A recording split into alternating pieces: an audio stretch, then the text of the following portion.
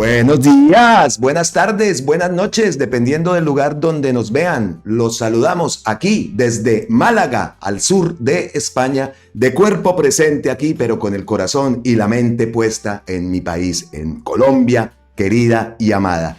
Hoy se cumplen 631 días ya del gobierno del cambio, como lo digo, 29 de abril del 2024, y estamos ya en la semana 18 de este año. Una semana que para el país es bastante importante. Estamos a la expectativa de ese 1 de mayo, las marchas, el apoyo y sobre todo lo que más queremos también es escuchar las palabras de Gustavo Petro en esa manifestación que va a ser en la Plaza de Bolívar.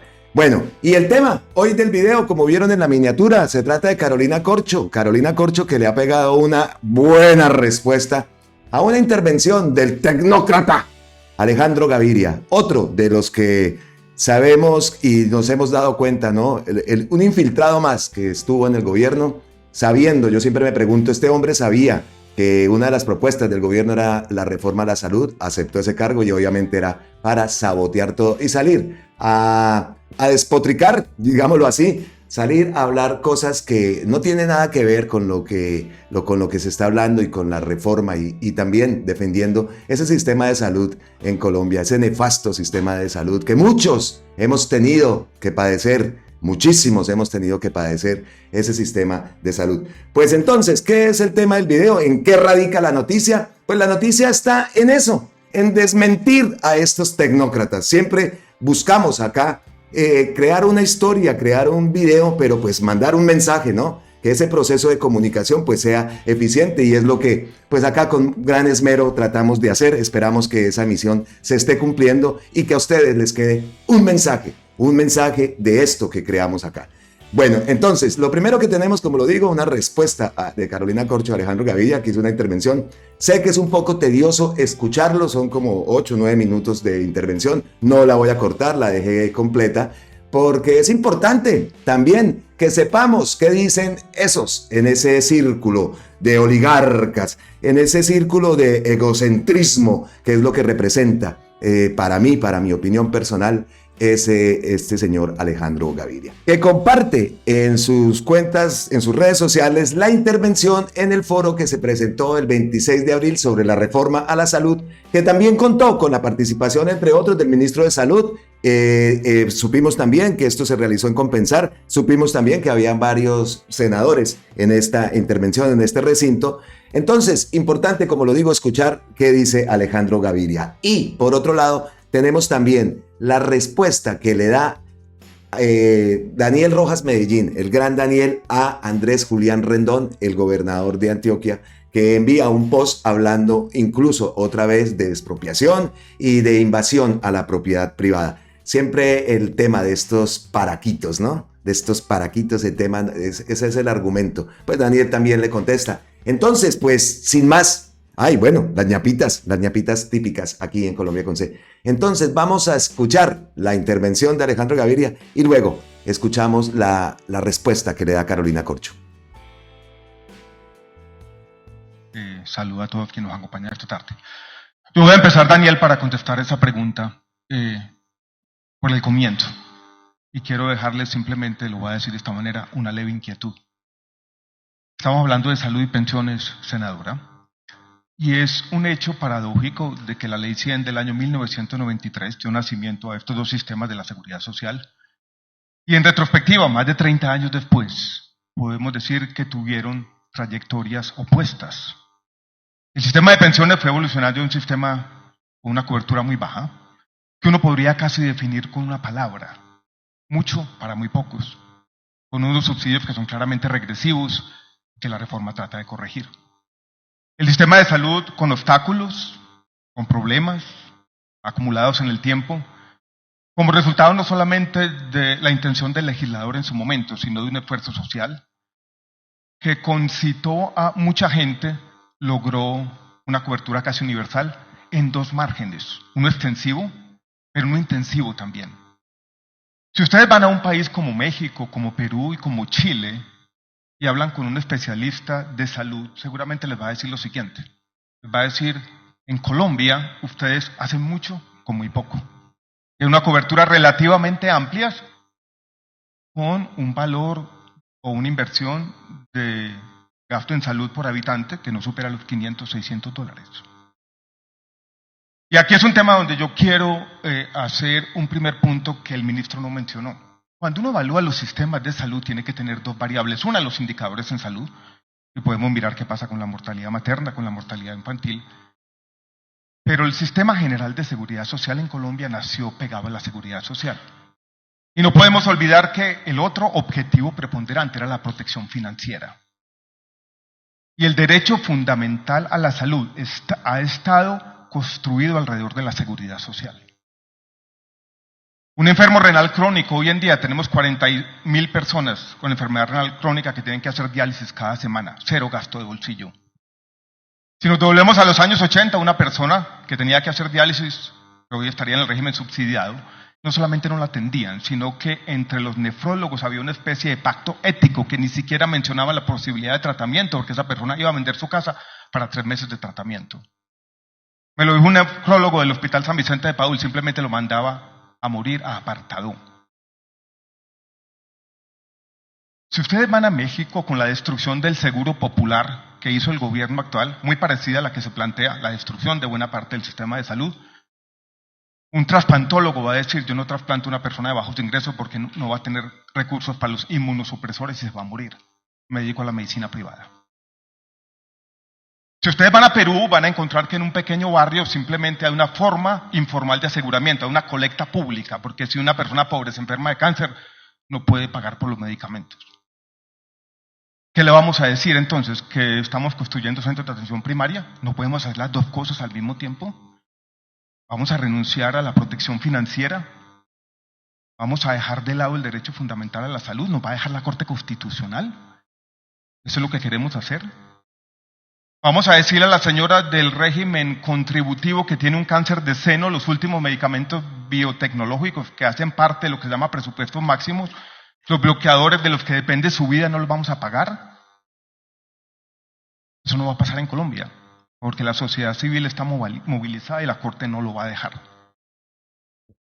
Y yo sí quiero incluso moderar el lenguaje, que dice que las EPS son una plaga. Nosotros estamos aquí en compensar. Esta caja de compensación, cuando yo era ministro de Salud, era dirigida por Néstor Rodríguez, que yo lo veía como un filósofo kantiano. Su única preocupación era la dignidad humana. ¿Eso es una plaga? ¿Quienes nos alojan aquí, los huéspedes, son una plaga? Una persona que está afiliada al régimen contributivo, estrato 2, en esta EPS tiene el mejor sistema de salud de América Latina. Hay muchas cosas que mejorar a lo largo del territorio. Pero esta destrucción yo sinceramente no la entiendo. No lo entiendo, no me cabe en la cabeza. Y lo que estamos diciendo es, o lo que yo infiero de la presentación del ministro, es que aquí hay un problema ético al que yo no le veo solución. Sí, tenemos que financiar los centros de atención primaria. Sí, las ambulancias las tenemos que financiar. En mi época también se hicieron. ¿Y cómo se financiaban? Había un proyecto, el presupuesto de inversión del ministerio, que se utilizaba para ese propósito. Pero con todos los problemas financieros que tienen origen en la presión tecnológica, en el envejecimiento de la población, en todo lo que nos ocurrió después del COVID y el aumento de las enfermedades crónicas, porque muchos de los temas de tamizaje no se hicieron. Vamos a quitarle plata a lo que ya es deficitario hoy en 2 o 3 billones de pesos para hacer eso y no vamos a responder la pregunta, entonces, ¿qué va a pasar con los tratamientos de la gente? ¿Qué va a pasar con los medicamentos? ¿No estamos viendo que los operadores logísticos están quebrados, acumulando unas deudas a lo largo de la cadena? Eso nos tiene que preocupar como sociedad. ¿Qué pasa con el paciente de VIH-Sida? ¿No le vamos a entregar el medicamento? E incluso yo veo, yo no soy médico, pero me he pasado 15 años estudiando estos problemas. Y detrás de esto también hay una gran falacia, que vamos a hacer la mamografía si eso nos va a evitar llegar al hospital. A mí incluso me parece paradójico que se presente un hospital de cáncer y diga que ese es el problema. No es una ventaja del sistema de salud colombiano que ese hospital, que es uno de los mejores de América Latina, esté abierto para todos los estratos.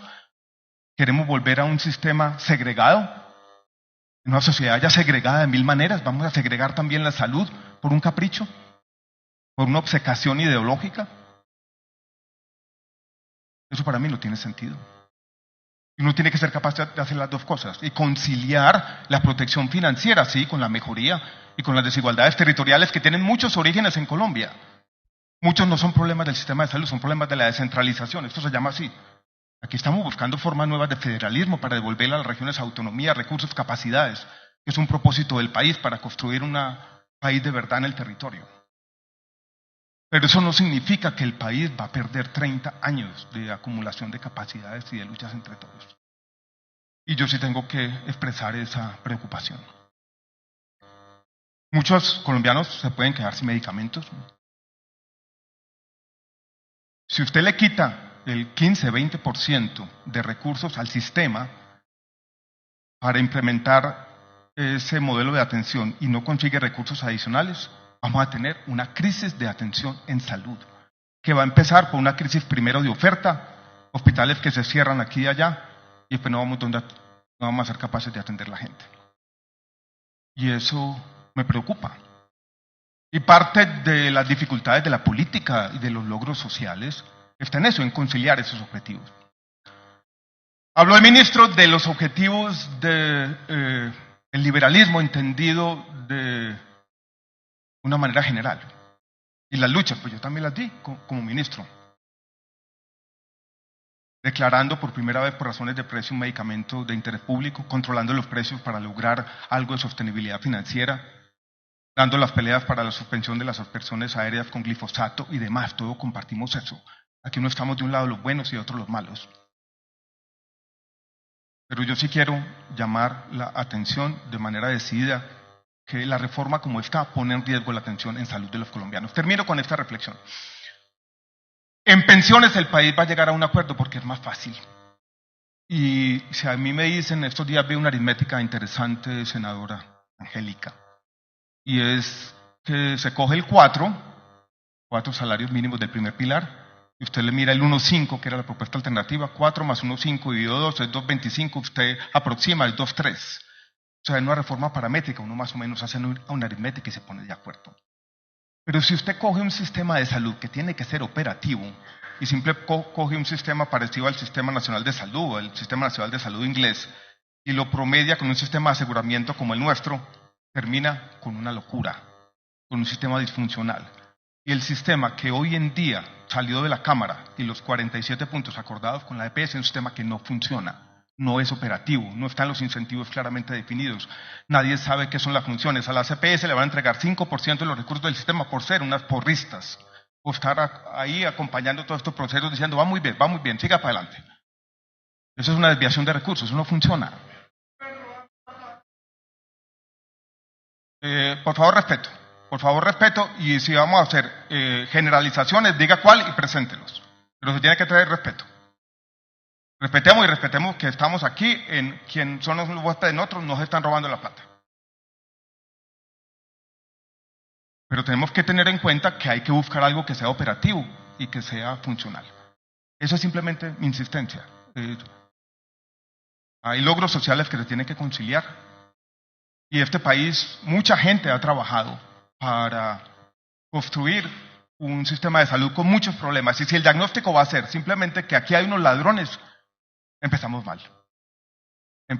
Uno no puede tener ese tipo de diagnósticos peyorativos y acusaciones generales a gente que también ha trabajado y que también ha construido el país. Muchas gracias. Lo que acaba de decir es una de las cosas más idiotas y locas que he escuchado en mi vida. En ningún momento de su muy incoherente y absurda perorata estuvo siquiera cerca de algo que pudiera considerarse una idea racional. Todos en este recinto son ahora más torpes al haberlo escuchado. No le concedo ningún punto y que Dios tenga misericordia de su... Yo la pregunta que me hago después de escuchar esa intervención, oiga, ¿ustedes en campaña o es que yo estoy equivocado?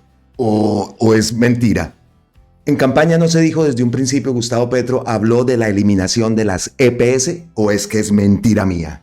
Entonces, este tipo, ¿cómo pretendió meterse de ministro de Educación? Y que las EPS son ladronas, pues hermano, está comprobado.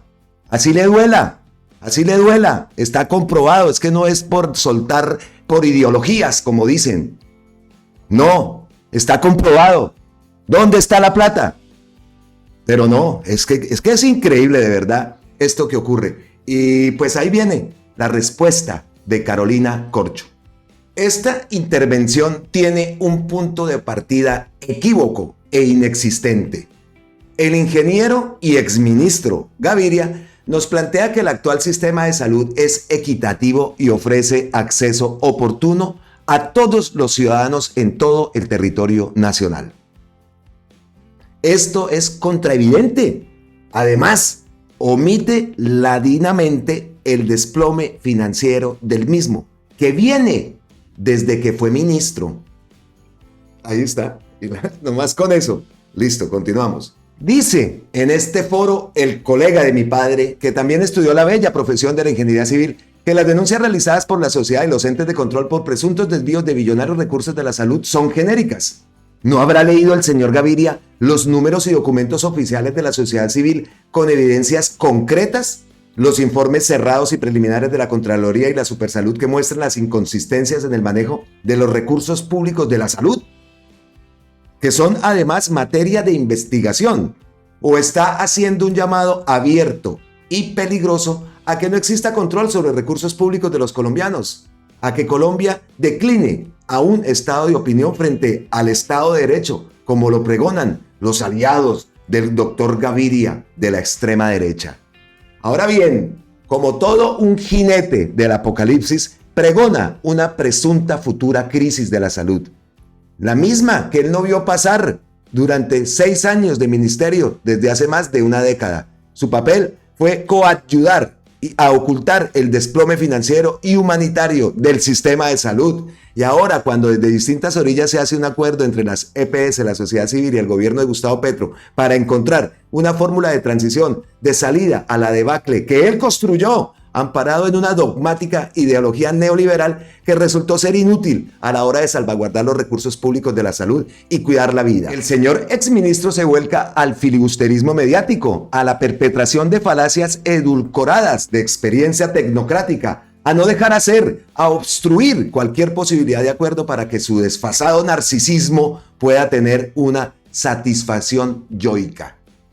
Lo que importa aquí es que millones de colombianos, trabajadores, médicos y pacientes requerimos el mejor acuerdo posible entre distintos para salvar vidas en Colombia, algo en lo que ha avanzado el gobierno y deberá ser apoyado, así o no sea el protagonista. Es el país, señor Gaviria, es la patria, es nuestro pueblo el que tiene que ser edificado en su dignidad. Carolina Corcho, médica psiquiatra. Y por aquí continúa. Por acá continúa. Mi referencia a su condición de ingeniero tiene que ver con que de manera frecuente la oposición de la que hace parte el señor Gaviria y la extrema derecha descalifican la sapiencia de funcionarios del gobierno Petro, diciéndoles que no son técnicos o que no tienen X o Y profesión para abordar un tema. No se aplican el mismo rasero que le exigen a todos a sí mismo, pero no soy de la idea de que los conocimientos sobre los problemas del país se deban abordar de acuerdo a una formación profesional en específico. En una democracia, cualquier ciudadano puede abordar cualquier tema con rigor. De hecho, he tenido el privilegio de ser formada por maestros que son universales e incursionan en cualquier escenario de la política pública desde la interdisciplinariedad. Pues ahí está, una respuesta como debe ser. Es que definitivamente, y lo hemos hablado en varios videos anteriores y bueno, todo el tiempo, y ustedes también, es que el cinismo de esta gente de verdad no tiene precio, no tiene desperdicio. La forma tan cínica como hablan, como defienden todavía lo indefendible. Y sí, así no seamos médicos, tenemos derecho a opinar y queremos es un cambio. Por eso vuelvo a mi pregunta. ¿Este tipo no sabía? Este tipo, siempre Gustavo Petro dijo, las EPS se van a acabar, se va a hacer una reforma a la salud. Una de las promesas fue esa. Y aún así acepta el cargo de ser ministro de salud para venir a entorpecer cualquier cosa que se estuviera hablando y dialogando, porque eso se ha sabido después con el tiempo. Y continúa en esa línea, ¿no? Habla de razones ideológicas. Pero aquí en su momento lo que primó fue su neoliberalismo, como se lo dice la propia Carolina. Entonces sí, ese rasero, ¿no? Para medir unas cosas, pero para medir otras cosas no. Ahora sí es cuestión de ideologías, ¿cierto? Entonces, ¿qué hacía? Cuando aceptó ese cargo? Que Gustavo Petro después reconoce que fue un error. Tanto él como varios cargos, porque Gustavo Petro en el momento pues que ganó quería era tender la mano. Aceptó. Se tomó fotos como todos esos Miranda y toda esa gente. Pero desde un principio él sabía. Entonces ahora viene para sabotear que con otras aspiraciones presidenciales. Lo vimos muy abrazado con la Jubilado en las marchas. Marchando con el uribismo. Ahí queda eso. Y el señor dice que es que no se puede hablar, no se puede opinar. No, señor. Cualquiera de nosotros podemos opinar. Cualquiera. ¿Por qué? ¿Por qué tenemos derecho a opinar? Porque todos hemos sufrido lo que es esa... Se me iba a soltar la palabra. Ese sistema de salud en Colombia. Lo hemos padecido. De una u otra forma. ¿Y por qué tanta vaina entonces si son tan buenos? Es que yo digo, madre, si yo defiendo lo mío, yo listo, pues me paso a un sistema, al sistema normal. Donde tenga que pagar los bonitos esos, donde tenga que, exacto, no con sus medicinas prepagadas. Que no les va a pasar nada. Que van a seguir atendiéndolos como lo siguen atendiendo. Eso es lo más triste también. Porque berraca no se pasa, entonces ahí lo demuestra. Vaya y haga fila pidiendo las autorizaciones. Vaya. Que le toque desplazarse de un lado a otro de la ciudad. Ahí en Bogotá. Pero no, como viven es al lado, ¿no? Entonces, es que eso es lo triste. Si son tan defensores y si el sistema de salud que él defendió y que él participó, pues pásese a un sistema de salud normal. No sé si tenga prepagada, seguramente sí. Pero increíble, increíble. Y repetimos, en esa intervención también estaba el ministro. Entonces, pues es bueno esta respuesta que le dio Carolina Corcho, porque anda muy orondo, replicando y replicando. Toda esta gente ya está en campaña. Seguro que también tiene aspiraciones, porque hágame el favor. Y la idea es detener todo por allá. Me ladró el perrito, como siempre el perrito. Entonces, como dice la doctora Carolina Corcho, lo importante es que entre todos se haga, los que piensan diferente, pero con argumentos reales. Lo importante es lograr el mayor consenso para tener una buena reforma a la salud, que es lo que todos estamos esperando. Aquí Carolina Corcho lo dice al final de su post. Lo que importa aquí es que millones de colombianos, trabajadores, médicos y pacientes requerimos el mejor acuerdo posible entre distintos para salvar vidas en Colombia. Algo en lo que avanza el gobierno y debería ser apoyado. Así uno no sea el protagonista. Eso lo envía Carolina Corcho, ya lo leímos anteriormente. Y entonces estamos pendientes también de esa reunión de las 100 horas que se alargaron. Esos encuentros con el presidente Gustavo Petro y que está trabajando con 7 EPS. También estamos pendientes de, obviamente, lo que dirá el 1 de mayo y un anuncio que hizo, que aquí lo tenían para más adelante, pero lo voy a adelantar. Este anuncio que dice: empieza a prepararse un paquete de medidas con el fin de alcanzar la reactivación económica plena. Las medidas serán presentadas al Congreso de la República en los próximos días. Entonces vamos a ver, porque también se habla de una reunión que se está presentando también en Paipa, Boyacá, entre el gobierno y pues todos los ministros y todo el equipo de gobierno, y que por allá está saliendo la señora del Pasquín, que dónde está Petro, que dónde está Petro y que dónde está Petro, que porque no lo vio y que el encuentro lo estaba dirigiendo Laura Sarabia. Estamos pendientes a ver qué le responde Gustavo Petro, y también estamos pendientes es la respuesta de Gustavo Petro a esto que dice Alejandro Gaviria, a eso que presentó Alejandro Gaviria, como lo digo, en ese foro que se presentó en ese foro, hablando sobre la reforma a la salud y que contó con la participación del ministro y de varios senadores de la República. Bueno, eso es la primera parte del video, no nos vamos a alargar mucho porque hay muchas cosas también que tenemos que preparar, muchos más contenidos que estamos acá listos a continuar preparando. Lo les había dicho en el principio, en la intro, que Andrés Julián Rendón, el gobernador de Antioquia, envía un post que es este. Esto es una vergüenza, un pésimo antecedente para el país. Avalar vías de hecho, lo que hace es socavar el Estado de Derecho. Tenemos la obligación de dar soluciones sociales para la población vulnerable, pero no con la violación a la propiedad privada. Les cuento. Esta invasión a un lote que es del Estado, obtenido por extinción de dominio, comenzó en los días santos de este año. En la articulación con autoridades civiles y de policía instalamos un puesto de mando unificado en la zona que nos permitiera caracterizar población, buscar soluciones y devolverle el predio a su dueño. En este caso, la SAE, pero el gobierno nacional no para de sorprendernos. La misma SAE, entidad de orden nacional, ordenó desistir del proceso de recuperación del predio. ¿Sientan acaso un precedente que justifica cualquier invasión a la propiedad privada? Muy grave. Publica acá una notificación de la propia SAE. Vamos a ampliarla. A ver qué es lo que subraya. Dice: me permito desistir de la querella policiva referente a la solicitud de acción preventiva por perturbación de la posesión y recuperación de inmueble ocupado respecto de inmueble descrito anteriormente, y se proceda de inmediato con el cierre y archivo del procedimiento policivo conforme a lo establecido por la ley tal. Eso publica el gobernador de Antioquia, el gobernador Rendón. Espere, cerramos acá. Y aparte también publica esto que aquí lo vamos a ver ampliar. Es otra parte del escrito de la SAE. A ver qué dice. No subrayó nada, pero dice: lo anterior sin perjuicio a que la SAE, en ejecución de la función de policía administrativa y como agente del Estado, una vez contemplado lo anterior y en cumplimiento del protocolo y procedimiento de desalojos, garantice el debido proceso de las personas involucradas, la limitación del empleo de la tierra, así como la comunicación previa de la acción que permitan a la población vulnerable que tiene asiento en el inmueble objeto de la medida de desalojo preparar la logística o entrega voluntaria del inmueble, garantizando la protección de los derechos de los terceros y siguiendo los lineamientos de la Corte Constitucional, escenario en el cual requerirá el apoyo de las autoridades municipales, departamentales o nacionales, según sea. En todo esto no podía faltar, ¿no?, el pasquín que esté involucrado en esto, y aquí el colombiano cita, este señor Rendón cita Caucasia, el pueblo donde la gente dejó de pagar arriendo y un día se fue a vivir a un lote de un narco. Hace un mes, el domingo de Ramos, cientos de habitantes de Caucasia decidieron irse a vivir a la hacienda Santa Elena, en un inmenso predio vacío, apetecido por todos. Días después, el presidente Petro dio un discurso y los invasores se multiplicaron.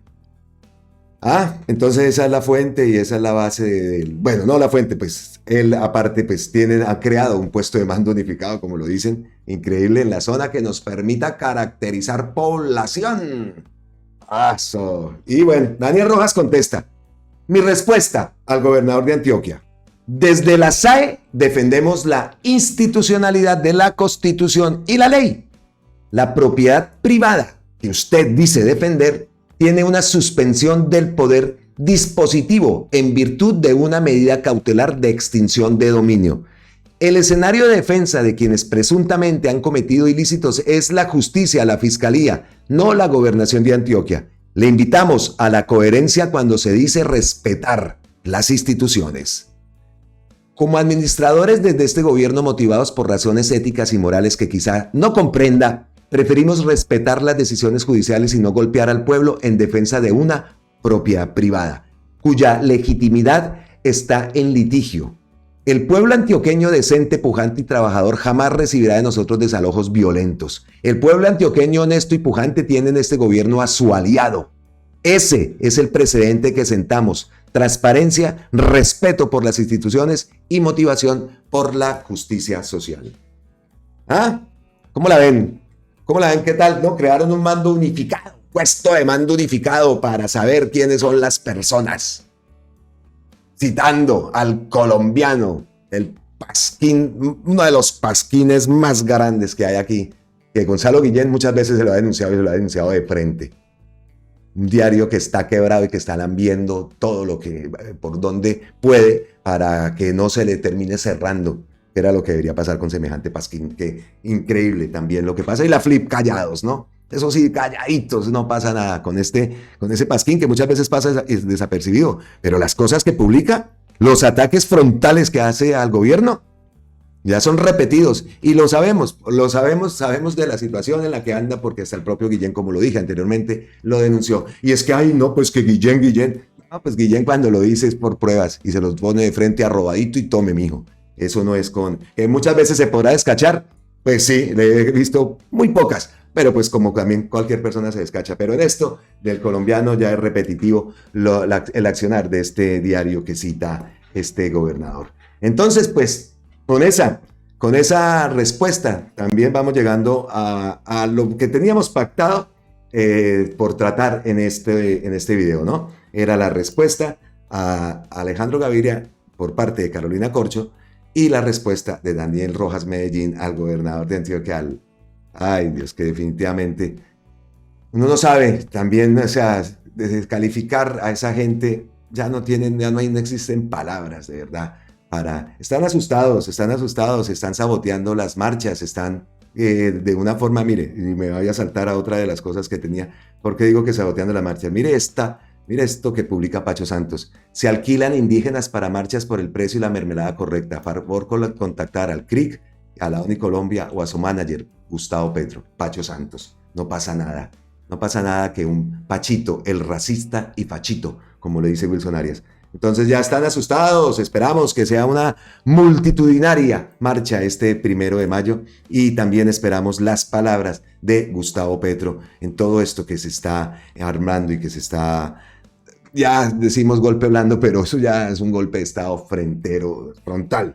Ya eso de golpe blando, pues sí, se sigue utilizando ese término, pero para mi parecer, esto ya hace rato dejó de ser blando y pasó a ser un golpe duro. Y hablando de ataques, de golpes blandos, de golpes duros, esa ofensiva antidemocrática que se ve tanto en Colombia, pues aquí en España la vimos y vimos lo que ocurrió esta semana. Estábamos todos pendientes y me refiero, pues pego un brinco ahora pues para contarles también un poco de lo que está pasando acá, que no tiene nada diferente a lo que ocurre en Colombia. Dijimos que esa máquina del fango estaba accionada. La diferencia con Colombia era que en Colombia mataban, pero la realidad de aquí en España también, los ataques han sido tremendos al presidente, que incluso se llegó a decir que el presidente Sánchez iba a renunciar. Esa derecha quedó con los crespos hechos, nunca mejor dicho, porque de renunciar nada, antes, y lo era lo que estábamos esperando, que Pedro Sánchez continuara, y así ha sido. Hoy ha manifestado por medio de su cuenta de X: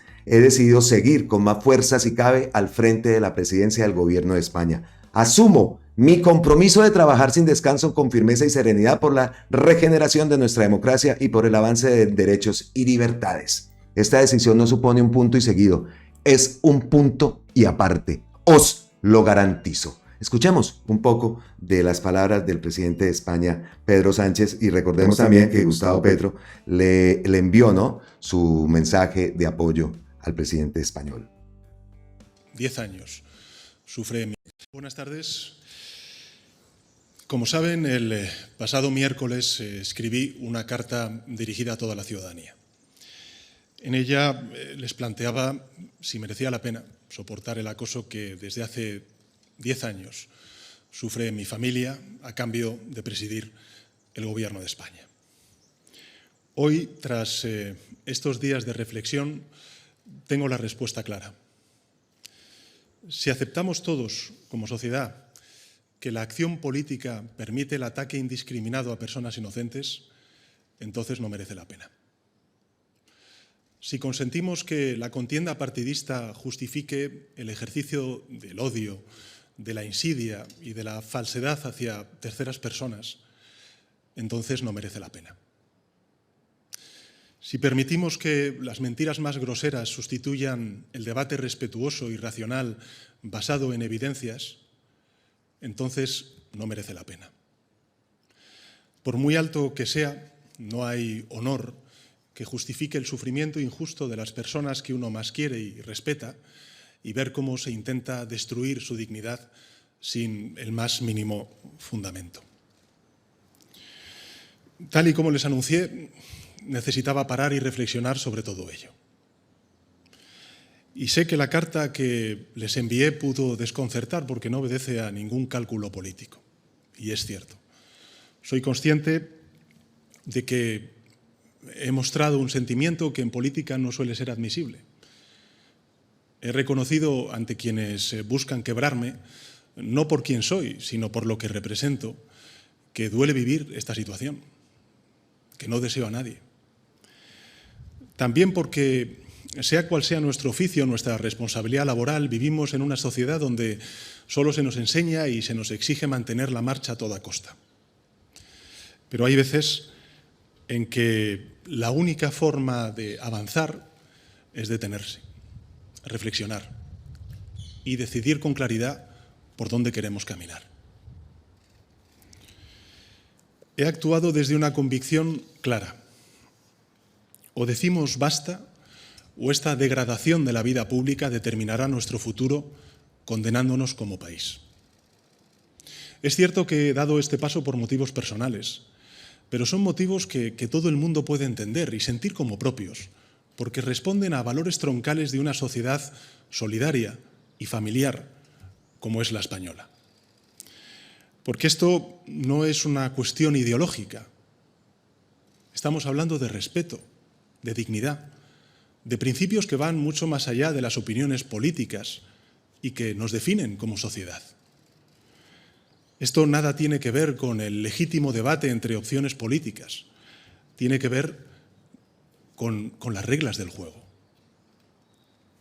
Si consentimos que los bulos deliberados dirijan el debate político, si obligamos a las víctimas de esas mentiras a tener que demostrar su inocencia en contra de la regla más elemental de nuestro Estado de Derecho, si permitimos que se vuelva a relegar el papel de la mujer al ámbito doméstico, teniendo que sacrificar su carrera profesional en beneficio de la de su marido, si en definitiva permitimos que la sinrazón se convierta en rutina, la consecuencia será que habremos hecho un daño irreparable a nuestra democracia.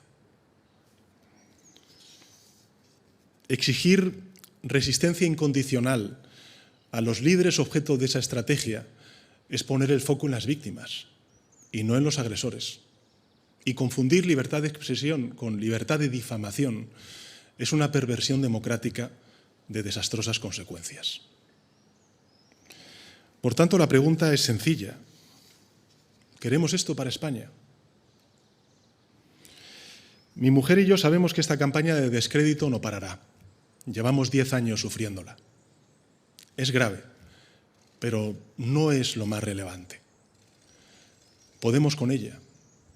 Lo importante, lo verdaderamente trascendente, es que queremos agradecer de corazón las muestras de solidaridad y de empatía que hemos recibido, de todos los ámbitos sociales.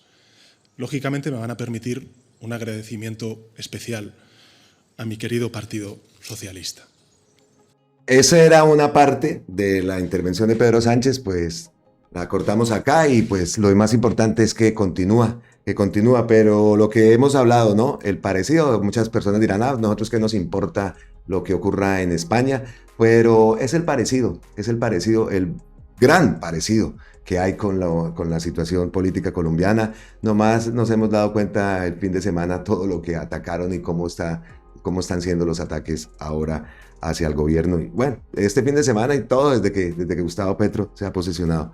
Entonces, pues con ese video, me pongo grande, con ese video que queríamos mostrar, pues la respuesta, ¿no?, de Pedro Sánchez a ese ataque, la respuesta a esa derecha que estaba deseando que renunciara, pues se van a quedar con las ganas porque renunciar nada. Continúa entonces Pedro Sánchez al frente del gobierno español, una noticia que aquí en España obviamente pues estaba esperando todo el mundo a ver qué pasaba, y esos de la derecha esperando que renunciara, convencidos, se quedaron con las ganas. Bueno, entonces hasta aquí este video. Estaba mirando en este momento, como ustedes saben, antes de cerrar cualquier edición, cualquier grabación que nosotros hacemos, estamos pendientes a ver si Gustavo Petro, que ha dicho, no ha posteado nada, simplemente lo último que posteó fue lo que les mostré anteriormente, que se empieza a preparar un paquete de medidas con el fin de alcanzar la reactivación económica plena. Las medidas serán presentadas al Congreso de la República en los próximos días. Y aquí vemos otro que ayer tratamos en el Usted Sabía Que, la CGT, que el Pasquín de Bucaramanga, mano, ¿se acuerdan? Ustedes los vieron el video ayer.